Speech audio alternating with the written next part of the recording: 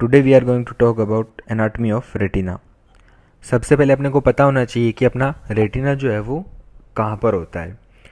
तो ये अपना लेंस हो गया, और लेंस से के बाद ये क्या है, अपना स्क्लेरा। स्क्लेरा के ठीक नीचे क्या होता है, कोरोइड, और कोरोइड के नीचे retina.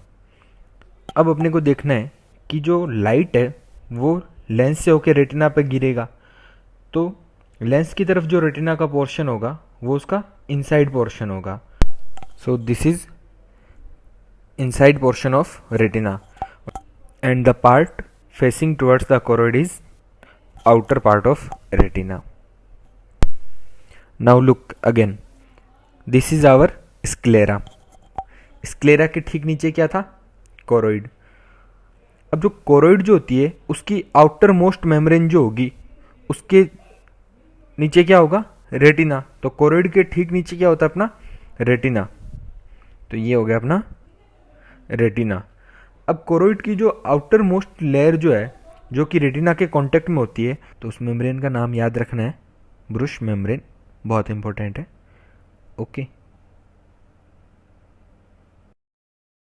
Retina is made up of 10 layers, और उसकी जो 10 लेयर होती है उसको अरेंज कैसे करते हैं, 9+1 में।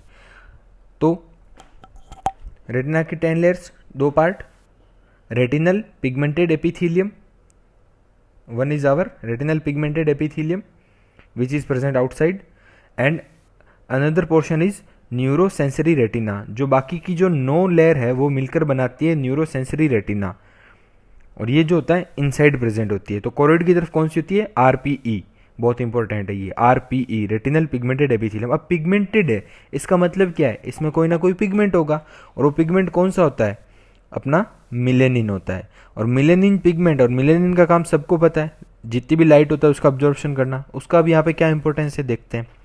ये जो है अपने देखते हैं कोरोइड हो गया, कोरोइड के ठीक नीचे होती है अपनी आरपीई, और उसके नीचे होगी अपनी न्यूरोसेंसरी रेटिना। Neurosensory retina. अब जो लेंस से जो लाइट आती है वो न्यूरोसेंसरी रेटिना जो होती है उस पर टकराएगी, और उसके बाद क्या होगी, आरपीई पे जाएगी। अब अगर जितनी ज़्यादा एक्स्ट्रा लाइट जो होगी ना, वो क्या करता है, ये आरपीई का मिलेनिन जो होता है वो एब्जॉर्व कर लेगा and prevent back scattering of light.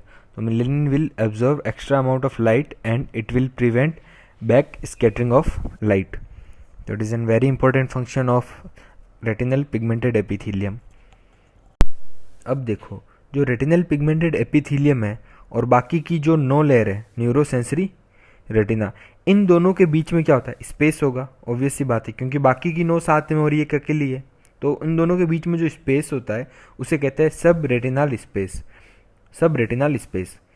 अब देखो, आरपीई जो होती है उसमें कुछ पंप्स पाए जाते हैं, और इन पंप का फंक्शन क्या होता है कि जो सब रेटिनल स्पेस जो होता है उसमें जो फ्लूइड होगा उसको ये क्या करती है, बाहर पंप करेगी, ठीक है। और आरपी के बाहर कौन होता है, कोरोइड। तो this pump will pump out the fluid into the choroid. अगर मान लो ये पंप जो है वो काम नहीं करे, suppose, so if the pumps will not functioning, तो क्या होगा, फ्लूइड जो होता है वो क्या होगा, सब रेटिनल स्पेस जो होगा उसमें फ्लूइड क्या होगा, इकट्ठा हो जाएगा। तो ये अपनी न्यूरोसेंसरी एपिथेलियम हो गई, ये अपनी रेटिनल पिगमेंटेड एपिथेलियम है, और इसके बीच में क्या है, सब रेटिनल स्पेस है, और इसके बीच में अब देखो फ्लूइड बढ़ता जा रहा है, बढ़ता जा रहा है। उससे क्या होगा, दोनों लेयर अलग हो जाएगी। इसको अपन क्या बोलते हैं, रेटिनल डिटैचमेंट। तो बहुत इंपॉर्टेंट फंक्शन है। तो आरपीई जो होती है, अगर उसके पंप्स फेल हो गए तो क्या होगा, रेटिनल डिटैचमेंट हो जाएगा। Next function of RPE is recycling of vitamin A, and the last is phagocytosis. So these are 4 important function of our RPE membrane. सब रेटिनल स्पेस, ये जो सब रेटिनल स्पेस है जो कि अपनी आरपीई और एनएसी जो होती है इसको बाइंड कर रखता है, इसके अंदर होता क्या है, इसके अंदर होता है इंट्रा फोटो रिसेप्टर मैट्रिक्स। तो ये याद रखना है, इंट्रा फोटो रिसेप्टर मैट्रिक्स जो होता है वो इन जो लेयर जो होती है उसकी इंटीग्रिटी जो होती है उसको मेंटेन रखता है, यानी कि बाइंडिंग रखेगा 1+9 की। अब देखते हैं सबसे आउट में जो लेयर है, 1 बाय 1 देखते हैं। सबसे बाहर जो लेयर जो है अपनी RPE रेटिनल पिगमेंटेड एपिथेलियम, जो कि आउटर मोस्ट है। उसके बाद अपने को पता है 9 लेयर जो है, जो कि न्यूरोसेंसरी रेटिना की है, वो आनी है। दूसरी लेयर हो गई फोटो रिसेप्टर लेयर। तो एक इन लेयर को याद करने में बहुत दिक्कत होती है, नाम बार बार अपने भूल जाते हैं, तो आई विल मेक श्योर कि तुमको ये सब याद रह जाए। तो पहली लेयर जो है रेटिनल पिगमेंटेड एपिथेलियम, दूसरी होगी फोटो रिसेप्टर लेयर। लेकिन RPE लेयर एक याद रखनी है। कैसे? RPE। तो पहली लेयर जो है वो R से रेटिनल पिगमेंटेड एपिथेलियम, दूसरी P से याद रख लेना फोटो रिसेप्टर लेयर, और तीसरी E से याद रख लेना एक्सटर्नल लिमिटिंग मेम्ब्रेन। तो RPE जो है, इससे तुम तीनों लेयर डेराइव कर लो। R से रेटिनल पिगमेंटेड एपिथेलियम, P से फोटो रिसेप्टर लेयर और E से एक्सटर्नल लिमिटिंग मेम्ब्रेन। ये 3 मेम्ब्रेन याद हो जाएगी। इसके बाद का सारा काम बहुत ही ईजी है। उसके बाद देखो, अब मैं बोलूँगा, इसके बाद अपने न्यूक्लियर लेयर चालू हो जाएगी। ठीक है, तो सबसे पहले अपने को पता है, सबसे पहले आती है आउटर न्यूक्लियर लेयर। तो आउटर न्यूक्लियर लेयर में क्या होती है? Cell bodies of photoreceptor cells. Okay, and after the outer nuclear we know एक प्लेक्सीफॉर्म लेयर आएगी और उसके बाद इनर न्यूक्लियर लेयर आएगी। तो जो इनर न्यूक्लियर लेयर है, इनर न्यूक्लियर लेयर में किसकी सेल बॉडीज होती है? न्यूक्लियर लेयर मतलब क्या है? Cell bodies. तो इनर न्यूक्लियर में होती है cell bodies of bipolar cell. Outer में किसकी होती है? फोटो रिसेप्टर यानी रोड्स एंड कोन्स की, जबकि इंदर में किसकी होगी? बाइपोलर की। तो outer nuclear and inner nuclear, इन दोनों के बीच में क्या आएगी? प्लेक्सीफॉर्म लेयर आएगी। और इसको क्या बोलेंगे? आउटसाइड में उसको बोलेंगे outer plexiform layer. Inner nuclear layer बहुत इंपॉर्टेंट है, बाद में बात करेंगे कैसे। इसके बाद आती है इनर प्लेक्सीफॉर्म लेयर, और इनर प्लेक्सीफॉर्म लेयर है, इसके बाद मतलब क्या है? एक और सेल बॉडीज वाली लेयर आएगी, और उस सेल का क्या नाम है? Cell bodies of ganglion cell, यानी कि गैंग्लियन सेल लेयर। तो 3 सेल बॉडीज की लेयर आती है, outer nuclear, inner nuclear and ganglion cell layer. तो इन तीनों में क्या है? सेल बॉडीज है। गैंग्लियन सेल बॉडीज जो होती है, इन इससे जो एक्सोन निकलते हैं उनसे क्या होता है? अपने एक 9th लेयर जिसका नाम है नर्व फाइबर लेयर। तो इस लेयर का फॉर्मेशन होता है via the axons of our ganglion cell layer. और ये जो नर्व फाइबर लेयर जो होते हैं, यही आगे चलकर अपने क्या बनाएंगे? अपनी ऑप्टिक नर्व का फॉर्मेशन करते हैं। अब ये ऑप्टिक नर्व का फॉर्मेशन करने से पहले 9th, टोटल 10 होती है ना, 10th वाली लेयर कौन सी हो गई अपनी? ऊपर एक्सटर्नल लिमिटिंग थी, तो नीचे कौन सी होगी अपने? इंटरनल। तो internal limiting membrane, internal limiting membrane. उसके बाद ऑप्टिक नर्व आ गई। तो ये इंटरनल लिमिटिंग मेम्ब्रेन जो होती है, वो नर्व फाइबर लेयर को विट्रस ह्यूमरस से अलग करती है, ये याद रखना है। अगर फिर से समराइज करते हैं, तो टोटल अपने पास 10 लेयर है। सबसे बार होती है RPE लेयर, फिर RPE से याद रखना था, P से कौन सी होगी? फोटो रिसेप्टर, और E से होगी एक्सटर्नल लिमिटिंग मेम्ब्रेन। उसके बाद 3 न्यूक्लियर लेयर थी, आउटर न्यूक्लियर, फिर एक छोड़ के इनर न्यूक्लियर, फिर एक छोड़ के गैंग्लियन सेल लेयर। और उन दोनों के बीच में क्या थी? Plexiform, outer plexiform, inner plexiform. और गैंग्लियन सेल लेयर के एक्सोन मिलकर क्या बना रहे थे? Nerve fibre layer. और नर्व फाइबर लेयर जो थी वो कौन सी मेम्ब्रेन थी? इंटरनल लिमिटिंग मेम्ब्रेन को क्रॉस करके क्या बनाती थी? अपने इंटरनल लिमिटिंग मेम्ब्रेन को क्रॉस करके ऑप्टिक नर्व। अब अपन देखते हैं ब्लड सप्लाई।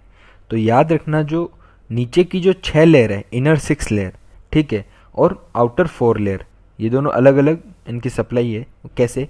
जो इनर 6 लेयर होती है, यानी कि आउटर प्लेक्सीफॉर्म से चालू करके, तो ये जो होती है वो सप्लाई होती है अपने सेंट्रल रेटिनल आर्टरी द्वारा। तो inner 6 layer are supplied by our central retinal artery which is a branch of our internal carotid artery. Outer 4 layer जो है, दीज आर अवेस्कुलर, यानी इनकी जो न्यूट्रिशन की सप्लाई जो होती है वो सीलियरी आर्टरीज जो होती है उनसे कंप्लीट होती है। तो these are avascular and their nutrition supply is done by ciliary arteries. अब देखो, रेटिना जो होती है उसमें इन मेम्ब्रेन के अलावा कुछ एडिशनल सेल्स भी होती है। तो 10 लेयर्स जो होती है वो अपने को पता है, अपन अच्छे से देख लिए। इनके अलावा क्या होता है? इनके अलावा क्या होता है? इनमें कुछ ग्लायल सेल्स होती है। ग्लायल सेल्स कौन सी होती है? Muller cell. These are the supporting cells, Muller cells. और इन मूलर सेल्स के अलावा 2 सेल्स और होती है, उनका नाम है हॉरिजॉन्टल सेल और एमाक्राइन सेल। ये जो मुलर सेल्स जो है, जो कि सपोर्टिंग सिस्टम का काम करती है।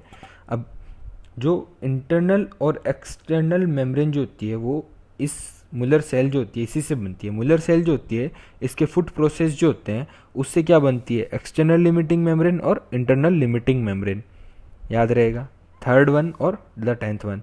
हॉरिजॉन्टल सेल्स और एमाक्राइन सेल जो है वो अपने 6th layer, inner nuclear layer, the cell bodies of our bipolar cell, वहाँ प्रेजेंट होती है, present in our inner nuclear layer. Okay, और फंक्शन क्या है इनका वो अभी देखते हैं अपने। इनर न्यूक्लियर लेयर जो होती है बाइपोलर सेल्स, एमाक्राइन सेल जो होती है, एमाक्राइन सेल, इनका फंक्शन होता है नेगेटिव फीडबैक देना, यानी कि फीडबैक इनिबिशन। तो जैसे ही अगर मान ले एमाक्राइन सेल एक्टिवेट होगी तो वो नेगेटिव फीडबैक देगी और प्रोसेस बंद हो जाएगी ट्रांसमिशन की। And the function of horizontal cell जो है वो क्या है, lateral inhibition of the transmitted light. तो जो इम्पल्स जो है, जो कि वर्टिकल ट्रांसमिशन होना चाहिए उसका लेयर से लेयर, तो अगर वो कहीं हॉरिजॉन्टल अगर जा रहा है तो उसका इनिबिशन करने का काम किसका होगा, अपने हॉरिजॉन्टल सेल का। तो हॉरिजॉन्टल सेल जो है it will do the lateral inhibition of light. तो ये लेयर जो होती है, ये सेल्स, गैंग्लियन सेल्स और बना रखी है, तो जो लाइट जो है वो ये इनसाइड और ये आउटसाइड हो गया। तो लाइट जो उसका ट्रांसमिशन कैसा होना चाहिए, वर्टिकल होना चाहिए, हॉरिजॉन्टल नहीं होना चाहिए। तो ये इसका ख्याल कौन रखेगा, हॉरिजॉन्टल सेल्स, क्योंकि अगर हॉरिजॉन्टल ट्रांसमिशन हो गया लाइट का तो इंटेंसिटी क्या होगा, इम्पल्स का क्या होगा, वो डाउन हो जाएगा। तो हॉरिजॉन्टल सेल का बहुत इंपॉर्टेंट फंक्शन है कि जो लाइट इम्पल्स जो है उसका वर्टिकल ट्रांसमिशन ही होगा, हॉरिजॉन्टल नहीं जाने देगा। अब अपन देखते हैं ऑर्डर ऑफ न्यूरॉन। तो आउटर न्यूक्लियर लेयर जो है ये क्या अपना पहला जो है सेल बॉडीज है, तो first order neuron, inner nuclear layer second order neuron, और गैंग्लियन सेल लेयर जो है वो अपना हो गया थर्ड ऑर्डर न्यूरॉन। अब अपने को पता है कि जो अपनी ऑप्टिक नर्व है वो गैंग्लियन सेल लेयर के जो एक्सोन्स है वही मिलकर बना रहे हैं। तो ऑप्टिक नर्व जो है वो कौन से ऑर्डर का हुआ, थर्ड ऑर्डर। तो ऑप्टिक नर्व जो है वो भी अपने कौन सी हुई, third order neuron. So this much about our retina.